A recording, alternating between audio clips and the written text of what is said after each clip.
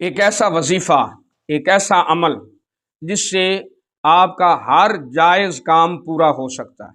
آپ کا کوئی بھی کام رکا ہوا ہے یا نہیں ہو رہا، آپ اس وظیفے کو کر کے آپ اپنا کام کر سکتے ہیں۔ آپ کو کوئی پریشانی ہے، اس وظیفے کی برکت کی وجہ سے آپ کی پریشانی دور ہو جائے گی۔ آپ کو دکان و مکان کے مسائل ہیں، اس وظیفے کی برکت سے آپ کے وہ تمام مسائل حل ہو جائیں گے۔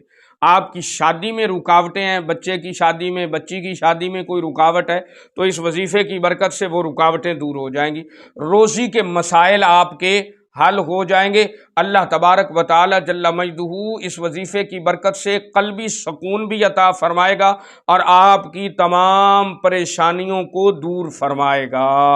اس وظیفے کی خاصیت یہ ہے کہ یہ وظیفہ اولیاء کرام سلف صالحین بزرگان دین کی طرف سے عطا کردہ ہے۔ اسے کر کے دیکھیں۔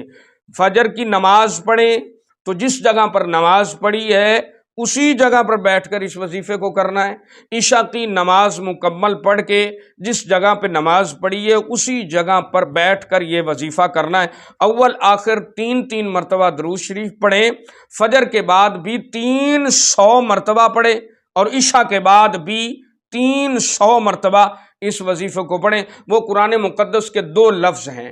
قرآن مقدس میں متعدد جگہ پر اللہ تبارک و تعالیٰ نے ان لفظوں کا ذکر فرمایا ہے، کن فیکون، بس اتنا سا پڑھنا ہے، کن فیکون، یعنی پہلے بھی 3 مرتبہ درود شریف پڑھنا ہے، اس کے بعد 300 مرتبہ آپ نے اس وظیفے کو پڑھنا ہے، کن فیکون کن فیکون کن فیکون۔ اس کے بعد پھر آپ نے 300 مرتبہ پڑھنے کے بعد 3 مرتبہ درود شریف پڑھ کر فجر کی نماز کے بعد اور عشاء کی نماز کے بعد اللہ تبارک و تعالی جل مجدہ کی بارگاہ میں دعا کرنی، مولا مجھے یہ پریشانی ہے حل فرما، میرا یہ کام رکا ہوا ہے، اے پیارے اللہ کریم اس کام کو کر دے۔ تو اللہ تبارک و تعالی اس وظیفے کی برکت کی وجہ سے آپ کے تمام مسائل حل فرما دے گا۔